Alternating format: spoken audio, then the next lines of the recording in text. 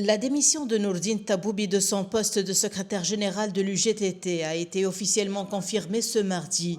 Selon le règlement intérieur, elle ne prendra effet qu'après approbation du bureau exécutif dans les 15 jours, laissant Taboubi en fonction pour l'instant. Cette décision intervient après plusieurs mois de tension au sein du syndicat et une détérioration des relations avec le gouvernement. Taboubi faisait face à des critiques sur sa gestion de la crise et sa stratégie vis-à-vis de l'État. La crise actuelle au sein de l'Union syndicale est profonde, causée par la direction de cette organisation qui a insisté pour poursuivre ses missions sans tenir compte des voix critiques internes du syndicat, qui demandait le respect des règlements internes et des lois fondamentales de l'organisation ouvrière et de ne pas renoncer à un acquis important, la rotation des responsabilités.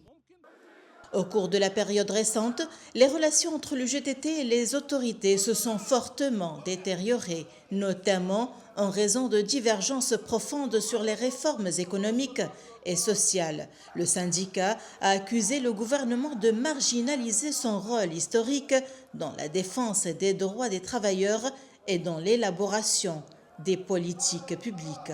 La crise actuelle de l'Union syndicale survient dans un contexte difficile, en particulier sur le plan politique, dans un climat de restriction de l'espace civil et dans le cadre d'une campagne de diabolisation contre l'Union syndicale et ses dirigeants, ainsi que contre toutes les étapes de lutte menées au niveau central ou régional. Je pense que l'administration et toutes les bases syndicales sont appelées à se mobiliser autour de l'organisation.